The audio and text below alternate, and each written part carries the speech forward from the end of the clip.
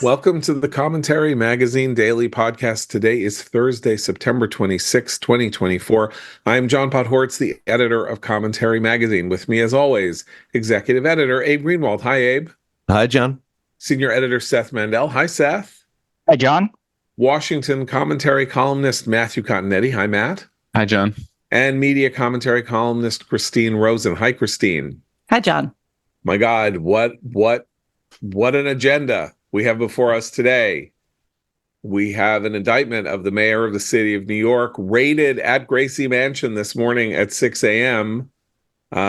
Ordinarily not something you would do with a sitting politician in a sitting city, and probably only done because they have reasonable grounds on which to believe that there is material being hidden in Gracie Mansion. You got to get a warrant to do what he's doing.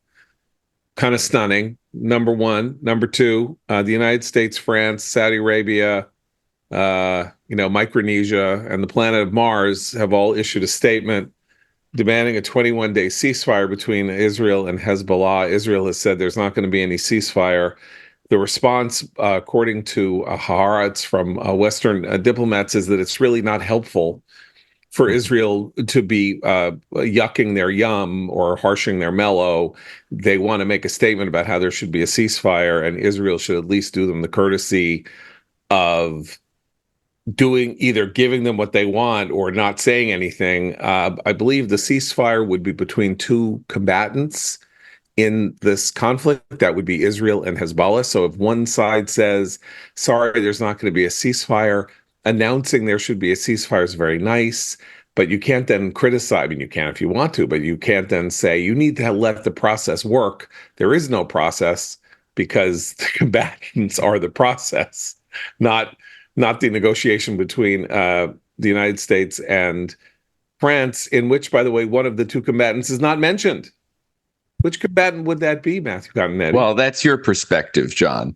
You know, that the diplomacy has to involve the actual combatants, like Hezbollah, the Iranian-backed militia, which has been firing rockets indiscriminately into Israel since October 8th, 2023, and which has not complied with long-standing UN resolutions to move its forces north of the Litani River, making it so inhospitable to the citizens of northern Israel that tens of thousands of Israelis have been out of their homes for months now.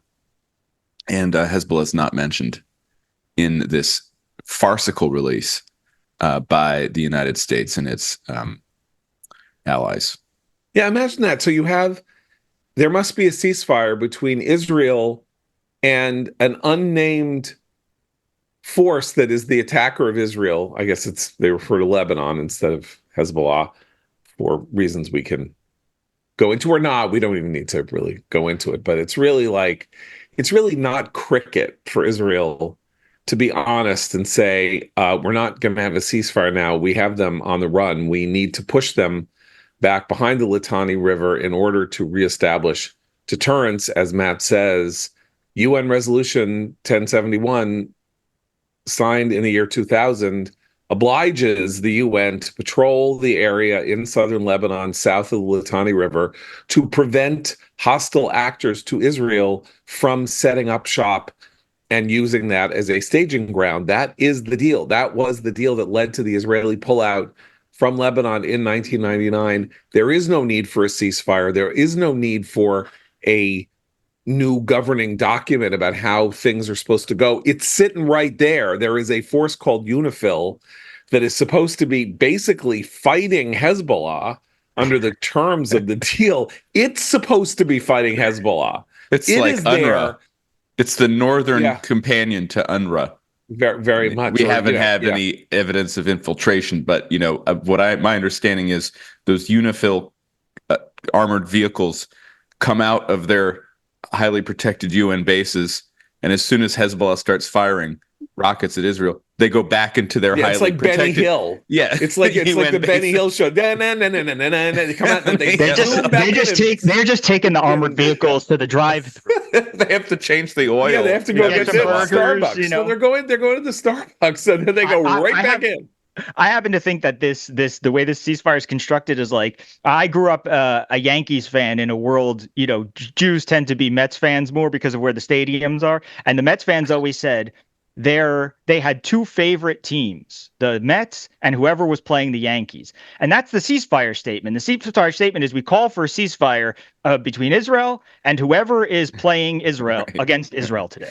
Well, it's Yes. important Oh, you mentioned that yes. because in some of the subsequent language, in one of the statements, maybe the joint statement between Biden and Macron, the president of France, it says that, well, we need this 21-day ceasefire so that we can work on getting the ceasefire between Israel and Hamas in Gaza. And that will actually be the way in which we end the Hezbollah threat against Israel. It is so backwards. It is so ridiculous. It's so absurd that it makes you wonder whether Jill Biden is the one who's, actually writing it. And in between, greeting people at the Met, at the event they held the other night. Look, here we are. We are, again, like a little less than 6 weeks away from the election, and the Biden administration, of which, of course, Kamala Harris is still a member, is setting itself Oh, is up that to right? blame. It really, honestly, like it's actually Because I in the heard we can't take Constitution. 4 more years of this, so I was confused. We can't take 4 more years of this, but change. We have a new path forward. We're going to talk about that in a new way forward. We'll talk about that in a minute. But they are basically setting themselves up to blame Israel for the continuing violence in the Middle East. That's the thing that follows along the failure of this document is, well, Israel said no. Israel said no. Israel said no to a ceasefire in Gaza as they are 90 to 95% of the way from securing their aim in Gaza. I mean, I don't know if there'll be sort of like an unconditional surrender from Hamas in order to save Sinwar's life or whatever, but they're pretty close to the end. So we want them to stop now, which is insane, but okay, we've already had that established as American policy pretty much now for the last 9 months. And B, Israel is rolling up or doing what it can to destroy the forward capabilities of Hezbollah, which is an enemy of the United States. Let us be clear that Hezbollah has murdered Americans for 40 years, that Hezbollah blew up a Jewish community center in Buenos Aires in 1994, killing 187 people. Hezbollah has external terrorist activities going on in nations as far flung as Colombia and Venezuela. And it is viewed, I believe, in our official documents as an enemy of the United States,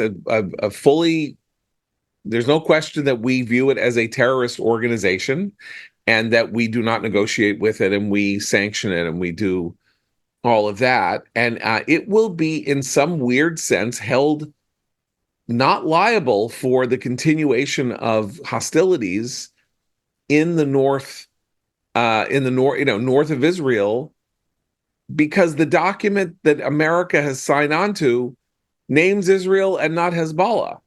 Is that politically savvy? I'm going to report again. You look at the polling in the United States, and while the support for Israel is not what I would want it to be, it's 3 to 4 times the support, A, for terrorist groups, B, for Palestinians, and C, I hate to put it this way in a more general term because it sounds, ethnically cleansing, but Arabs.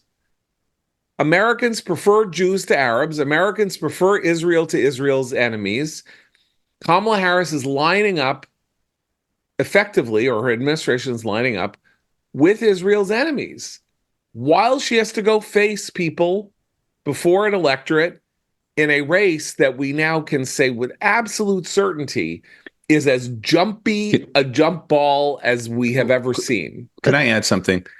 Blinken, the Secretary of State, was recently asked about the briefing Donald Trump received on the Iranian attempts to kill him. And Blinken said, we're aware of that. We're tracking that. And then he moved on to just kind of diplomatese about Iran. The current administration, and we have every right to assume the people who would inherit positions of authority in the Harris administration, continue to have this blind spot regarding the Islamic Republic of Iran, regarding its proxies.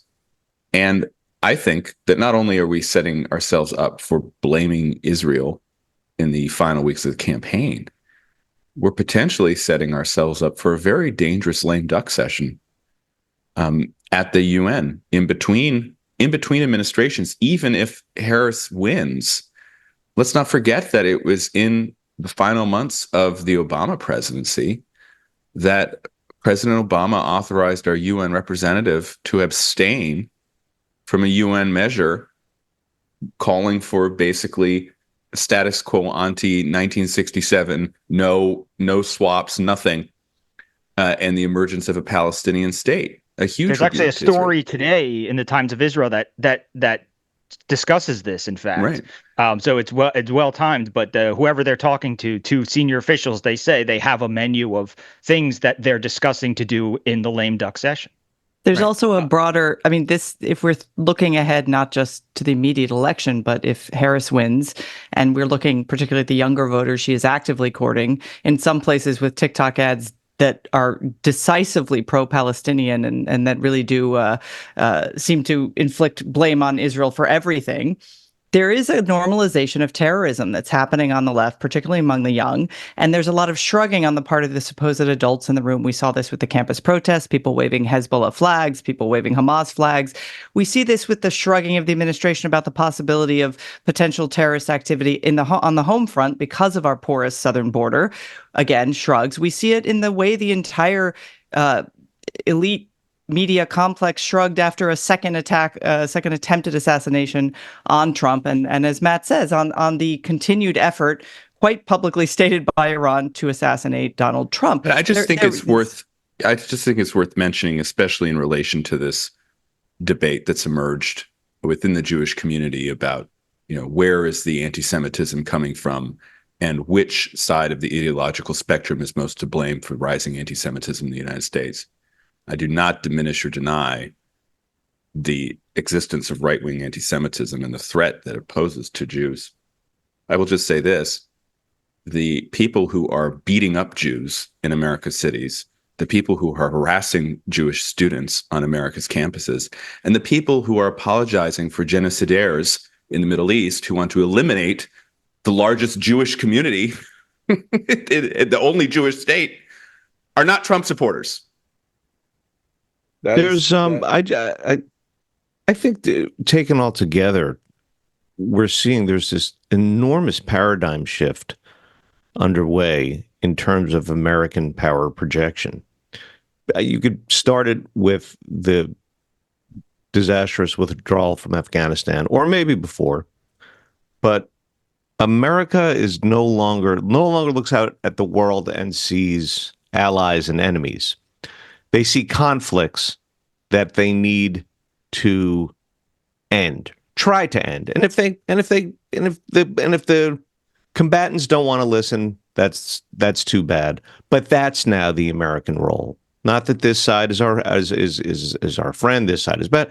It's bad to have conflicts, and we're here to sort of tell you it's bad and to convene gatherings and meetings and conferences and calls and scheduled trips to talk about why it's bad and ask you to kindly stop doing what you're doing.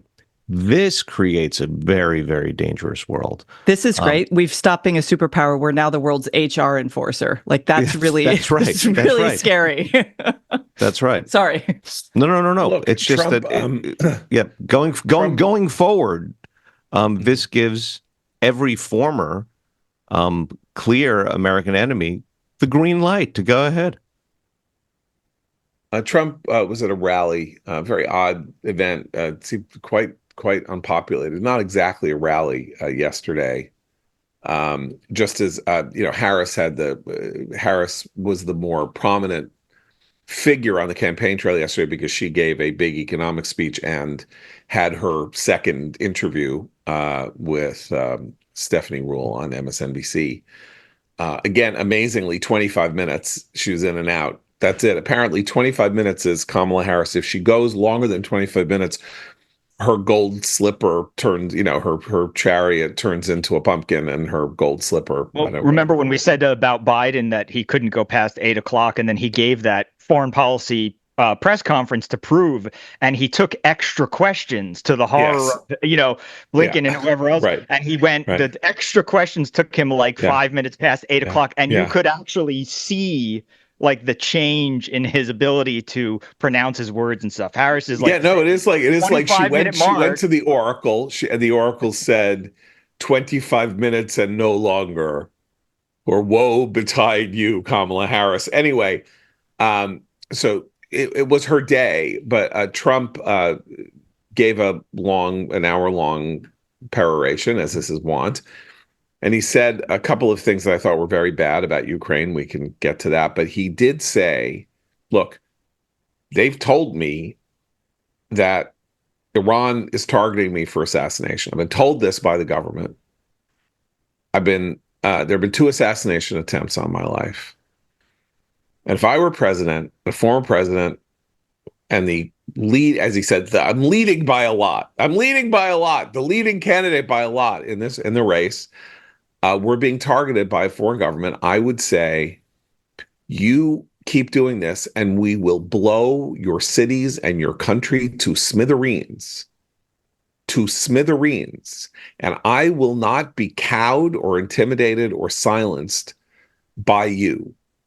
Now, I ask you, Tony Blinken, Donald Trump, 2 messages. One message is, I don't really want to talk about this thing about how a country is trying to assassinate one of the 2 leading candidates for the presidency, who's also a former president. And Donald Trump says, keep coming after me and I become president, and you raise a finger and I'm dropping a nuclear bomb on Tehran. Now, maybe you don't want to hear that. That's fine. Or maybe it doesn't have to be a nuclear bomb. It could just be 100 bunker busters dropped on Tehran. I don't want to be purple here, but I mean, which message resonates better with your undecided voter? Fire and Fury. Remember Fire and Fury and Little Rocket Man, and my nuclear button is bigger than his. Right. That's the type of, madman rhetoric that actually does kind of have a deterrent effect. But this isn't madman rhetoric. Well, no, this isn't completely madman rhetoric. That's the weird part. The weird part is that what he is saying is, you can't go around trying to assassinate me. Joe Biden owes it to America to not allow this to be happening. The precedent that this sets, as Abe was sort of saying, is not sustainable for the future of the United States. We need a stick. We need a believable deterrent for Iran's incredible behavior. And again, they're fighting over voters in 7 states to determine who the president is going to be. So we have to presume that those voters are not liberals.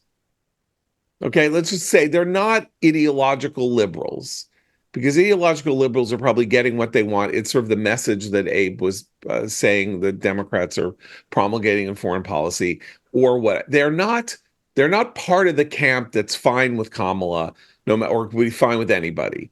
She's pro-abortion. She talks about unions. She doesn't like Trump. All of that. Whoever is going to decide this election is somebody who is somewhere slightly other or elsewhere on the political spectrum than in the Democratic camp. Let's just say. Again, which message is going to resonate if you're undecided? I'm wimpy on Iran. Is that good? Was Harris asked? I did not watch the Stephanie Rule. No. But I assumed she was only asked about domestic policy. The entirety of the day. 2 all beef patties, special sauce, lettuce, cheese. Well, the fries. Yes, she worked fries. It was an important job. By the way, if you go back and look at the Stephanie Rule section where she basically says, "Did you work at McDonald's?" and Kamala said she worked at McDonald's, and I did the fries and all of that. that was one of the moments where I said, I don't believe she worked at McDonald's. Because Good. I have not worked at McDonald's. I know many people who have. I've read books about working at McDonald's. You don't make jokes about being the person on the fries. I'm really honestly being serious here. Like, I think people listening to me, many people have worked at McDonald's. Like, that is like the one semi-skilled job in the kitchen where you could actually get yourself hurt if you do it badly, because of course there's boiling oil there in the fry pit, and that was probably even more dangerous in the 80s when she would have been doing this than Lots it of is salt. now. And she kind of said, and I did the fries, and there was something about it that The Free Beacon has done phony extraordinary went on. work, John, exploring the McDonald's truth. We're gonna, McDonald's. I am a McDonald's truther. Listen, Yes. it's very simple. Why doesn't Join she us. just go and do an event Yes. at the McDonald's where she worked? It's somewhere near demonstrate in her Northeast friability. DC. Yeah. Either she goes to the place where she worked, or maybe there's something else on the site, and she stands there and says, there used to be a McDonald's here. Can we talk about the interview, though? Because only if we so take a sorry. holistic. It has to be a thank you. holistic approach. Matt. Please take a holistic approach. The holistic approach to get us to a plan. We need a plan. I have a plan, but we need a plan to have a plan to make things better for the middle class Americans.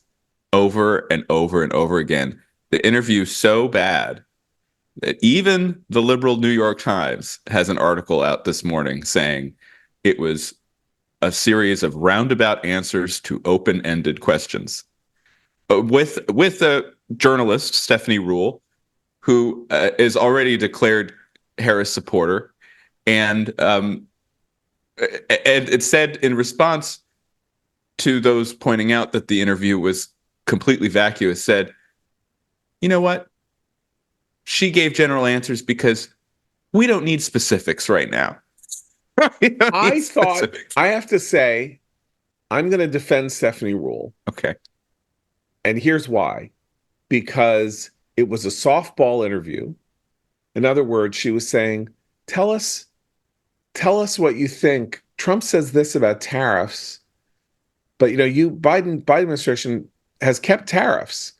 Can you explain that? That's not a hard question, right? Or she says, you talk about a Trump tax increase of $4,000 a year. Those are tariffs. What are you willing to take away? There were 3 or 4 different things.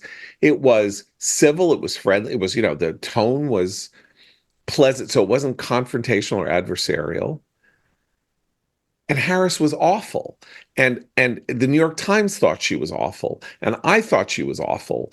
And the Federalists thought she was awful. And my guess is that, the Democratic Socialists of America thought she was awful.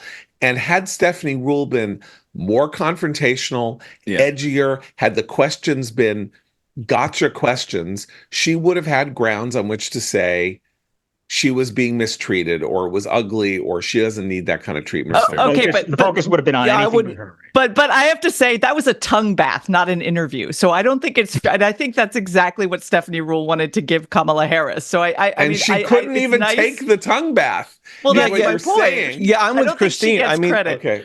The fact that Stephanie Ruhle's plan seemed to backfire is not why I'm not going to give her credit for that. Noah Rothman pointed out. The only reason I want to defend her is that she asked many of the right questions. In other words, if you were going at Harris on to say, okay, flesh out business there questions. are things that are not clear. Right. Can you explain where you are in tariffs? Because the speech was good, but you can really ventilate a little on this. Because, like Trump's weak on that. I think Noah,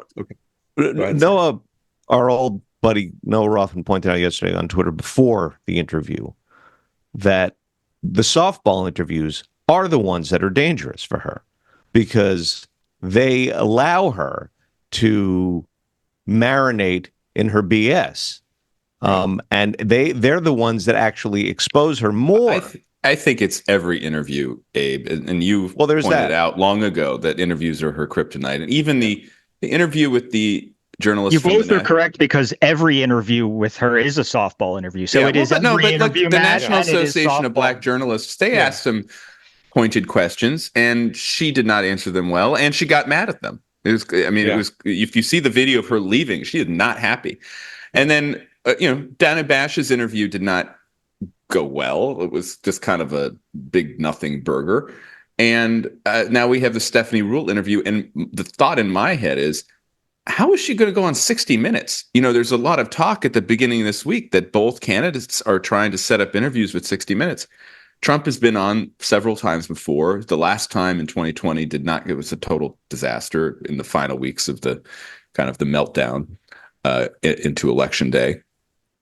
But I'd assume that he's fine. It's Trump. He'll talk to anybody. He'll say the same things. But Harris, I mean, judging on past performance, that could be a real mistake for her to go on 60 Minutes. If I'm correct, what I was reading before was that those interviews were going to be on October 6th. Therefore, what they're negotiating for is an October 6th series of interviews, one after the other on 60 Minutes, and therefore would presumably focus primarily on October 7th and the Middle East. Yeah, foreign policy. Given the date, right? Okay. She has two different ceasefires she can talk about pursuing. I'm of two minds here, and help me figure out which mind is the right mind.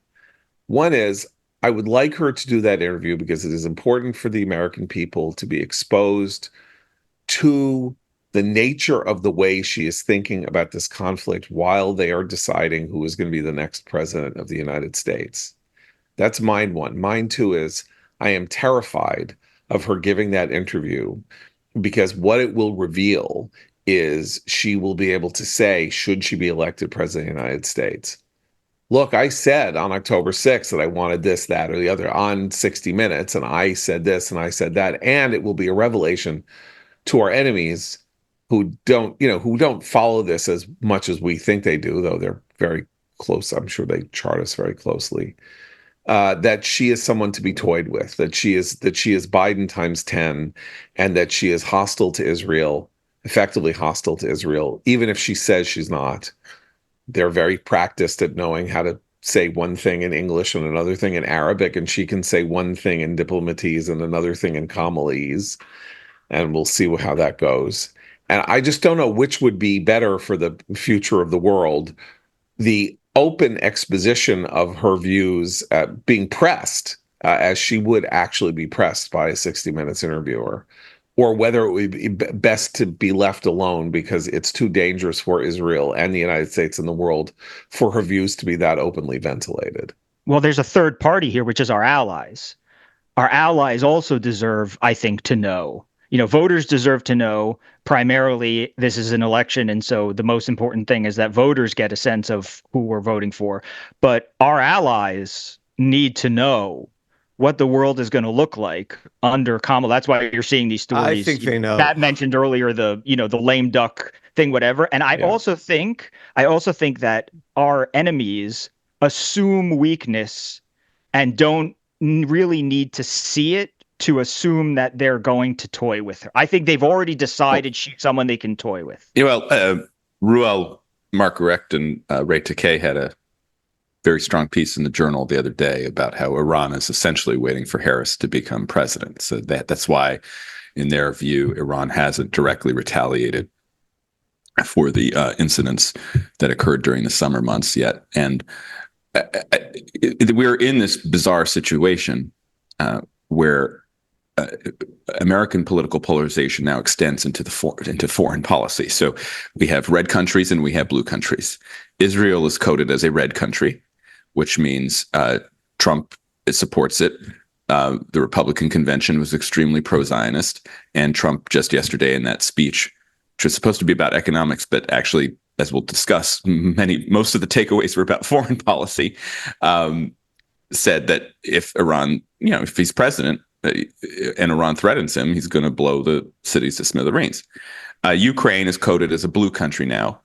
And so where the red-coded allies are probably very worried about a Harris presidency, the blue ones, they're going to love it.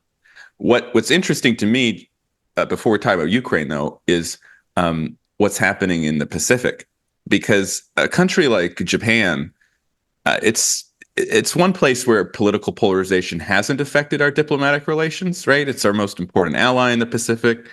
In many ways, it's our most important ally, period, because of the size of its economy and its strategic position. And I haven't really heard anything from Harris on East Asia.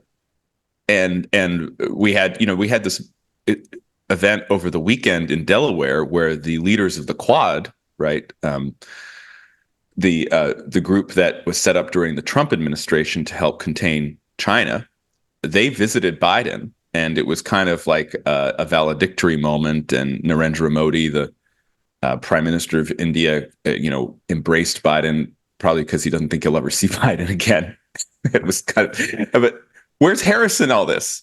We have just yesterday the news that a Japanese destroyer transited the Strait of Taiwan for the first time since World War II, when Japan owned Taiwan, right? And parts of China. We have increasing belligerence in China, not only in the South China Sea against the Philippines, but also now against Taiwan and possibly even Japan. Harris is silent as we're just kind of like sleepwalking into this global conflict, which has already started in two corners of the world. Which raises the same question, which is it better for her to be forced to talk about this? The obvious answer is yes, for our electoral future and for an honest election in which the American people can be held responsible for the choice that they make. In other words, like if Harris becomes president without having to explain her views on all kinds of things, the American people are in a weird position, able to wash their hands of the Harris presidency very quickly if things go south, because they'll be like, well, you didn't tell us what you were going to do and all of that. Yep. She needs to have some, wouldn't you say she needs to have some mandate from the public? She does, but she's in a very interesting position right now, because you know who else is going around talking about all of her past deeds? President Joe Biden. He's going on The View. He's having these meetings, and at every single one. And again, if you were writing the psychological thriller version of the Biden-Harris administration, he would be doing this all passive aggressively for his own ends. He's saying, I think he said on The View, as vice president, there wasn't a single thing I did that she couldn't do. And so I was able to delegate her responsibility on everything from foreign policy to domestic policy. He has her wrapped right next to him in a very tight embrace. She does not want that, but she can't say it out loud. That's the conundrum. Okay, I want to talk about the Harris economy speech, but before I do that, I want to mention something else relating to the economy, and that is our friends at the Competitive Enterprise Institute are back with new episodes of their breakout Free the Economy podcast. If you're not already listening, Free the Economy features host Richard Morrison exploring opportunities for financial success and self-fulfillment in a world with less government control. Think of the podcast as big ideas meet real-world application to make our economy stronger and make Americans happier, healthier, and wealthier. Check out Free the Economy wherever you listen to podcasts or visit cei.org/podcast. So Abe and I had a little mid-afternoon sleepover here in the office. We watched the Kamala Harris speech together, pausing it at several moments so that we could go back and make sure that we had heard the argle-bargle, airy-fairy stuff that she was saying, getting the words right, because there were moments when you really couldn't believe what was coming out of her mouth. We'll get to that in a little bit. This speech was a calamity in my view, and I was trying. I think we were both trying to figure out what it would sound like if you weren't us. We're either you're already disenchanted with her or whatever. If you were a genuinely uncommitted voter, and so. She said everything she said and everything that she said so far, right? She said, I grew up middle class and I love our small businesses and all of that. And this was supposed to be, I'm now going to tell you what I'm going to do to fulfill the vision that I've been laying out in broad bore. And as far as I could tell, there were 3 new proposals in this 30-minute speech. Proposal number one was that she wants, by the end of her presidency, for there to be 25 million new small business applications sent in. I don't know where those are sent in. Most small businesses don't begin by filling out an application. Yeah, don't you just take a loan and starting or going on Etsy and right. saying I have 10 things I've just sewn. Starting a Substack. Yeah. Yeah, exactly. Okay. So 25 million applications for small businesses. So that was policy number one. Policy number two is housing is so important that the federal government will somehow be responsible for 3 million new housing units in the United States. It's math corner time yet again here on the Commentary Podcast. My FA score is going up. It's throw myself on the bomb. It's going up. There are 144 million housing units in the United States. She wants 3 million somehow that the federal government will be able to take credit for by the end of her presidency. That's 2%. That's an increase in the housing stock in the United States of 2%. 2%? Gosh! I have to plug my yes. colleague Ed Pinto, who is the director of the AEI Housing Center, had another fantastic piece in the Wall Street Journal 2 days ago, which you can still find online, just dissecting the Harris plan and about how her combinations of a demand and supply restrictions, subsidizing demand while not really increasing supply, will only make housing prices go up more, right? I mean, It's a pretty simple solution to the housing dilemma, which is you lift the restrictions on land zone regulations and types of dwellings, and you're going to create more affordable housing. But the Harris plan, like all of her plans, consists of government subsidies basically run through the tax code that will only just kind of shift costs and end up inflating prices, not decreasing them. And she finished the sentence with she starts off well, and then she'll just drive off a cliff. Like she'll start off saying we're going to fast track the construction of these things that we need, infrastructure, homes, whatever, and make sure that it doesn't negatively impact, the environment and stuff like that. It's like, no, that's what we have now. That's not fast tracking. Right. That's allowing the green groups to sue until by the time you build, building costs are 10 times what they were when you first started. Like this is, she sort of throws these things in so that she can cover her flank that way. But it shows that she doesn't understand the key problem here, which is that it's the whole swirl of progressive ideology that makes all these things difficult. It's not like one thing you cut one piece of red tape. I mean, I remember covering, land use stuff in New Jersey, and you would have this situation where they would go, all right, we need affordable housing units. They would mandate affordable housing units, but the affordable housing units didn't just appear. Right. And then they would say, well, we have this law that says the police officers in this town have to live within this town limits. Then the police officers would say, well, then pay us so we can afford a house here. And they would say, well, we're going to build affordable. We've mandated affordable housing. And then they would find out that a salamander lives on this one place they were going to develop. Right. And then they couldn't develop it. Right. So it's like this oral. Well, it's a Rube Goldberg machine. She says we need to cut red tape. And then she talks about unions. So I know that, again, the ordinary listener won't necessarily understand how the role of building trades in the process of constructing housing in the United States increases the cost of housing. So maybe she can get away with it. It's not It's not just in terms of what Seth said, that she doesn't understand these things. It's evident not just in the fact that these are the things that she's proffering. The way in which she talks about it all, it's as if what's on the teleprompter is a transliteration of a language that she doesn't know. And that comes through in her every description, her every answer.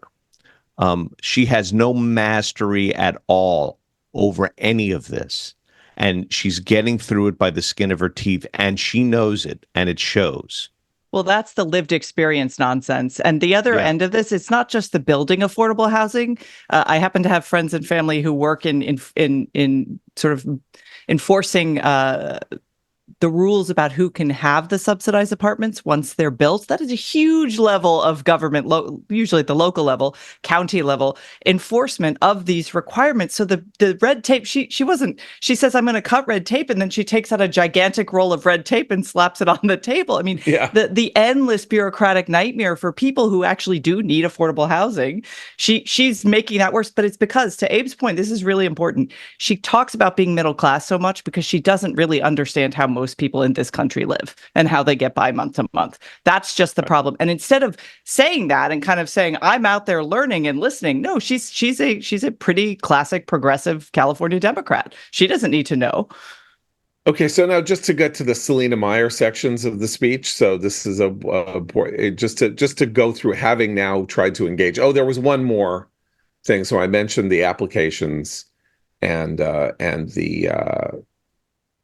the red tape, or then there was, we need more apprenticeships in this country. This is actually a good policy. This is actually a bipartisan policy. We have to stop with the degree mills, the idea that you can only enter the middle class if you have a college degree. A college in this country has become, is pretty garbage. A lot of schools are garbage. They're teaching garbage. It's not helpful. You're just transferring wealth from ordinary working people to this bizarre academic sector that is now swallowing up immense amounts of middle class wealth. So we need to change the way people view, the governments need to hire people who have skills, not degrees, And then she says, so I want to increase the number of apprenticeships in the United States. And you go, apprenticeships, that's actually a pretty good policy. Like, you're 18, instead of going to college, get an apprenticeship. You actually get paid a little bit, like you get paid minimum wage, you get trained how to do something, and you can go off into the workforce. That's great. That really is a new model of how to, and Marco Rubio Or an old model. played with this. Old model. But Marco Rubio played with this in his 2016 campaign. Other people have been talking about it. But then it turns out she's not talking about apprenticeships like I'm talking about apprenticeships. She is talking about what she called registered apprenticeships. You know what those are?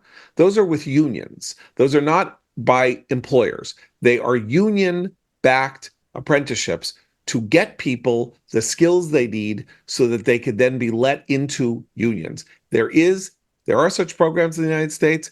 The number of people in them is 600,000. She would like to increase that to 800,000 in the course of her presidency.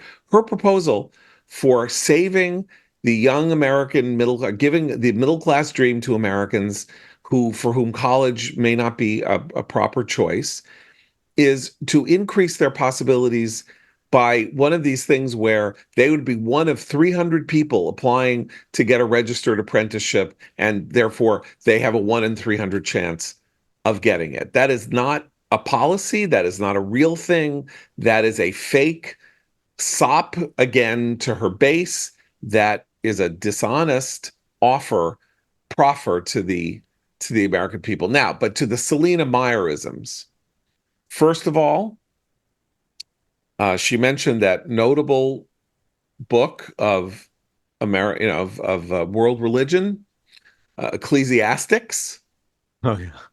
So, we did spend some time in 2016 making fun of Trump saying 2 Corinthians. So I had this idea that maybe the two of them should have to have a Bible quiz. Like, instead of a debate, what if there was a Bible quiz? They should have to have a sword drill. They both have to find verses in the actual books of the Bible and recite them out loud. Yeah, exactly. Yeah. Now I am looking at Christine Rosen and guessing that she won Bible quizzes. Would I be correct in that? I'm very proud to say. I think you should moderate the Bible quiz I would be happy to do that. Between Trump and Harris. I think it's funny, by the way, because my guess is that Vance and Walz could actually probably do okay in a Bible quiz. Once again, the vice presidential base maybe being more substantive than the presidential. So there was Ecclesiastics. And then the other was this sentence that she was trying to say, we don't want to leave people behind as our economy moves forward, right? We need to be careful because, and so she said, we don't have to abandon a strength that we've known to achieve a strength that we plan. I'm going to repeat that just in case you didn't get it, the cheap seats. We don't have to abandon a strength that we've known to achieve a strength that we plan. So we can have both. But can I say? I think she's saying we can have many strengths. When she said it, if you've ever seen the compendium clip of her spiel about being unburdened by what has been in order to achieve what can be, the exact same hand-arm movements with this.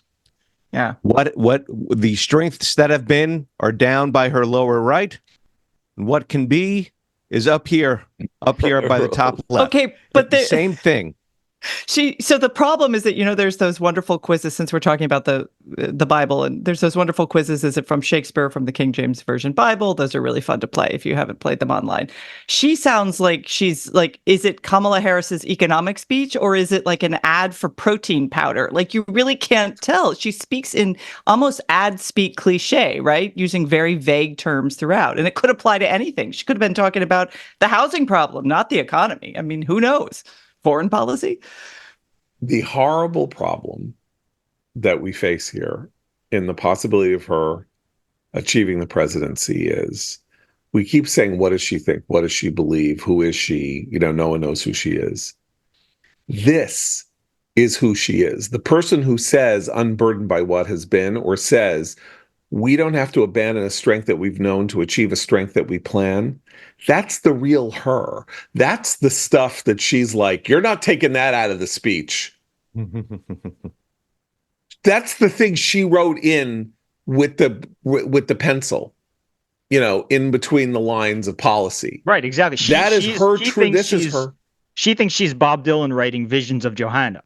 That's what she's exactly. like waving a baton almost as she's putting these words together. Yeah. Or Reagan insisting that Peter Robinson's line, Mr. Gorbachev, tear down this wall, remain in the speech at the Berlin Wall. You have Vice President Harris insisting that, we didn't just fall from the coconut tree, has to be in her speech to the third plenum of the People's Republic in Beijing next spring. Okay, the speech was given at 3:00 in the afternoon in Pittsburgh, so nobody watched it except lunatics like Abe and me, rewinding it to make sure I could transcribe properly the sentence. We don't have to abandon a strength that we've known to achieve a strength that we plan. I do think, by the way, that you and Abe having slumber parties to watch every Kamala Harris speech until the end of this campaign, I think that should be a special commentary podcast feature. I'm just putting that out there for listeners. Fair enough. Maybe, okay, that's that. Maybe we'll do it again if she ever gives another speech, because I'm not sure she's going to give another speech after this one. Remember, this was supposed to be the substantive speech. They advanced it as, better listen. This is the new Kamala's. We're stage 2. We're putting meat on the bones. Here come the policies. She's going to spell it out. You're going to know where she stands. It's not the launch of the Edsel, but it's not good. Not good, Bob. Very problematic. Okay, Trump and Ukraine and what's going on in the last 2 days in Ukraine. So Republicans got very upset that Volodymyr Zelensky went to Pennsylvania on essentially the Democratic Party's dime with Robert Casey, the senator from Pennsylvania, locked in a very close Senate race with Dave McCormick. And we kind of said, oh, what's the big deal? I have changed my mind about this. I think that the response, the things that have happened since, do show that it was a huge blunder, in part because it does seem to have annoyed not only did it annoy Republicans, it annoyed Mike Johnson, who has been very good on Ukraine and didn't need this from Zelensky giving him trouble with the MAGA right in the House. Like, he's been an ally to Ukraine, and apparently it didn't occur to anybody that you might want to think about making sure that Johnson wasn't going to find it necessary to do things like demand the resignation of the Ukrainian ambassador to the United States for having been involved in this plan. I smell from, I don't know who she is, the ambassador, and I don't know anything about her.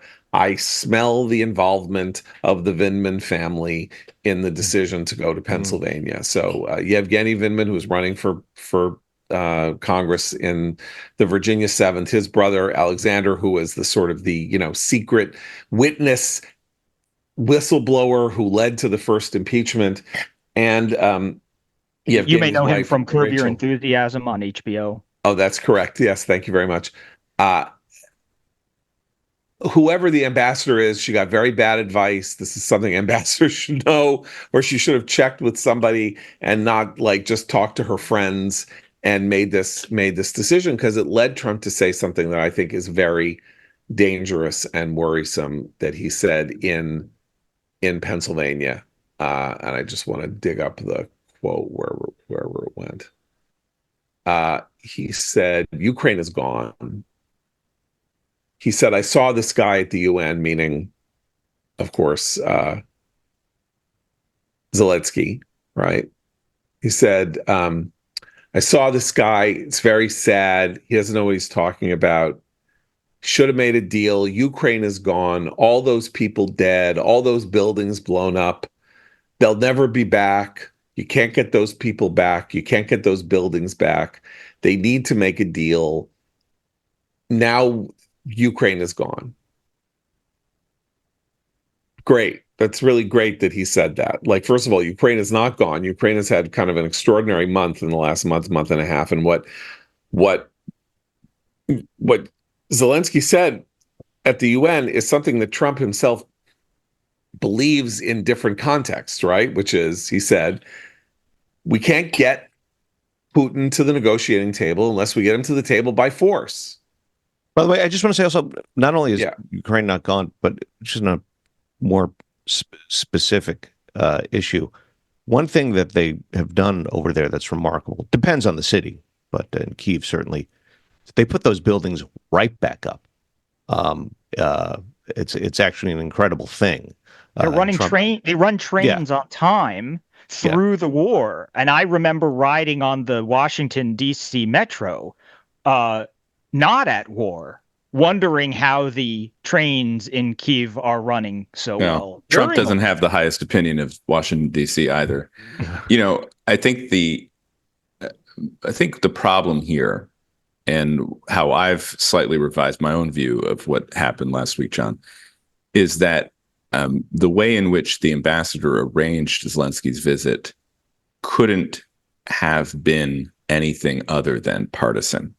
Because according to the army, when you bring in a foreign dignitary to a munitions plant like this, you have the current government leaders there.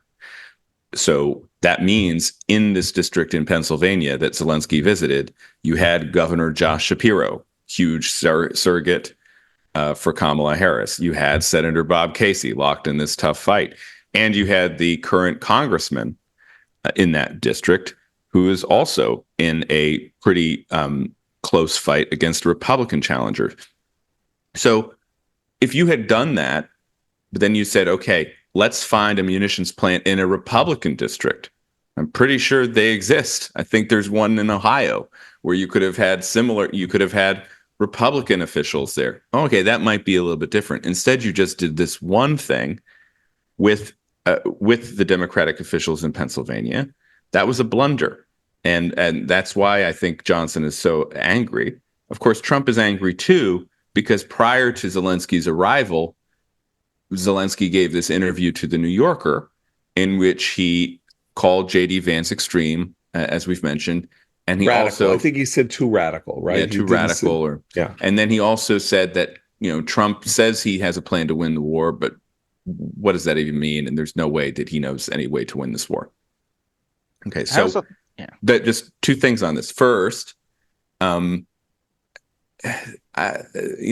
if you're a leader and you want to make the case for continued aid to your country, and you know that one party has a problem, a growing problem with aid to your country, that's not the best way to approach the situation, right? I mean, Zelensky has been pretty good up until now in order to making the broadest possible case for continued U.S. support for Ukraine.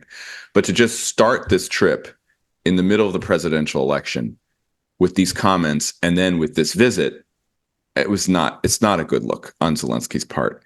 And moreover, if you've studied Donald Trump, and in fact, Trump said this just the other day, if you study Donald Trump, you know that if you say something publicly critical of him, he will begin to attack you. It's that simple. And Trump even said it. This is just what I do. If you like me, I like you. If you don't like me, I don't like you. And so Zelensky criticized Trump and Vance. And so that means that he's going to be criticized by Trump for the coming weeks. And that's just not the best situation for anyone. It's not good for Ukraine. And it's not good for people who want to continue to support Ukraine. And we should also say Biden is now politicizing this. Biden started today by announcing that all of the appropriated funds for support for Ukraine will be spent by the end of his administration. So by the end of next January, he released a big tranche of funds. He and Harris are both meeting with Zelensky. There had been the possibility of a Trump-Zelensky meeting, but of course that was canceled and as a result of this diplomatic snafu. And if Trump wins and there's a Republican Congress next year, Ukraine is going to be up the river. I mean, it's sorry to hear, but I don't like saying it, but this is where we're headed. Right. I mean, I think that we have to say that, Republicans are maybe wrong. I mean, they are wrong as we see it on Ukraine, but that doesn't mean Zelensky doesn't need better advice. And this actually is a longstanding problem with the Ukraine war because Zelensky has had diplomatic snafus, bad to use the word that you used, going back almost from the beginning. He had several rows with Israel where he said, give me the Iron Dome. Don't you understand that this is Hitler all over again? And if you really believe in never again, and talking to Israelis this way is insane to say, the chutzpah it requires to say to the Israelis, like, forget your relationship with the Russians and the complications over Syria. You are, you are a demerit to your ancestors, who perished in the Holocaust or something like that. The guilt was a sort of big problem. He did it with other countries too. There was just a general sense that he and the people around him didn't really know how to navigate the diplomatic sphere. And all along we said, look, he shouldn't have said that, but also he does deserve the help that he needs. And also it's very stressful. His country is being swallowed, attempted swallowed by Russia and all this other stuff. All these things exist together. They're not mutually exclusive. That Zelensky has missed. He's left points on the board and he clearly hasn't fixed whatever has led him to make these mistakes each time it happens. But I have to say, I think that given everything, those mistakes are very few and far between, and that he has navigated this with astounding deftness, given the fact that he was literally not a politician, until he was a TV actor until 2019. And that what clearly happened with the New Yorker interview is the classic problem of getting overly relaxed with the interviewer and starting to ruminate on what it was that he was saying rather than thinking every single word out of my mouth, it has a dollar sign on it, and the dollar sign is in the billions, and first, do no harm. That is my major job here in talking to the American media, is first do no harm. And he let his guard down, and he hasn't done this before. And he and Trump, as we've said repeatedly on this podcast, Trump, unlike Vance, unlike a lot of his own supporters, has been very careful not to say that he stands in opposition to Ukraine's efforts to save itself from the Russian bear. And that may now start changing. And that will be Zelensky's fault. And I think there is reason to think that he was ill-served by his representative, and he can't be following everything 24 hours a day himself in his own head. I got to He's say, got though, friends in America, and they gave him bad advice. I think, look, what Trump said was horrible and depressing. I still think we don't know what he'd do. I'm not entirely convinced that Ukraine's up the river if Trump is president. It might be, but if you look back on, there were points in Trump's first presidency where he zigged and zagged between, oh my God, this guy's gonna bring us to nuclear war with North Korea, to, oh my God, this guy's becoming best friends with North Korea. Like, who knows with him? And yes, Trump will hit back when you attack him in public. Bend the knee once, and you're his best friend all over again. Right. I agree. I agree with that. I agree with that too. I would just say this, that his comment, Ukraine is gone, reminded me immediately of something he said in one of the debates in 2016, where he said Aleppo is lost. And when he makes these predictions, they have a way of self-fulfillment, especially if he's in a power. And now that example, one, Aleppo is now, back under the control of Bashar al-Assad, and awful atrocities occurred there.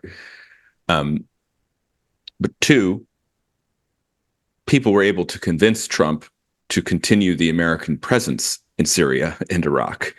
And so if he is president, you're right, Abe, the debate will still continue. I just feel as though the way it has been headed, the correlation of forces, not good for Ukraine in the Republican Party. I mean, the only positive sign I would say for the future in that regard is, and that's why I think Johnson is right to be angry, and that Johnson took hits. Johnson put himself out for Ukraine. And that's why I'm sorry to say, I mean, I don't know this for a fact, and maybe I'm being slanderous toward the Vindmans, but there is a world of Trump and anti-Republican derangement syndrome that says, Johnson's bad, so nobody think about how the Republicans are going to land on this in Washington, because, Johnson needs to lose the House, and they have to get over, and Yevgeny is trying to get into the House, and screw him. And Johnson was a vital player this year in securing aid for Ukraine. And the fact that nobody thought to think about what position this would put him in, that's what the ambassador is supposed to do. And the ambassador, who herself is probably not all that expert in the United States, as far as one knows, will then be listening to people whom she trusts. And I think she got horrible counsel from people whose interests diverge from Ukraine's, the interest of Ukraine being have as many friends in America as possible on whatever side. And even if Republicans are not being all that friendly to you, be friendly to the Americans who are. Call Tom Cotton, call Mitch McConnell, call Mike Johnson, ask them if it's okay if you're going to the munitions plant in Pennsylvania. How hard would that have been? And it's an unforced error that starts leaning into an unforced tragedy, and one can only hope that Abe is right, and that the other sign also is that Trump has many people in his circle. One of the people in the circle is Robert O'Brien, who was his national security advisor and likely would be again, I'm told, though who the hell knows. And O'Brien is not part of the MAGA view on Ukraine, as far as I understand it. Right, and the other thing is that what Mike Johnson did was give Zelensky something of an off ramp because he's He can trying blame the to say, ambassador. look, yeah, but do what leaders do, which is pass the buck down the line, fire someone, and then I can tell the Republicans that I I got was this right done. about what happened. First of all, that I was right about what happened, that this was the ambassador messed up and it wasn't your intent. And you were so angry about how badly the ambassador messed up that you wouldn't let them stay on the job, that you agreed and you didn't realize. Let me talk for you to the Republicans like your envoy to the GOP. So he has extended I don't know if it's an olive branch, but some way like, let me help you. So if anybody is listening to us today who has Zelensky's ear or knows people who have Zelensky's ear, listen to Seth. Get your wisdom from Seth. Seth has just explained something very important that could be very helpful. And let's see what happens. I just want to add one more point just from my brief time over there in Ukraine about this, which is that we in America, we listen to what our leaders say about Ukraine much more than what they do.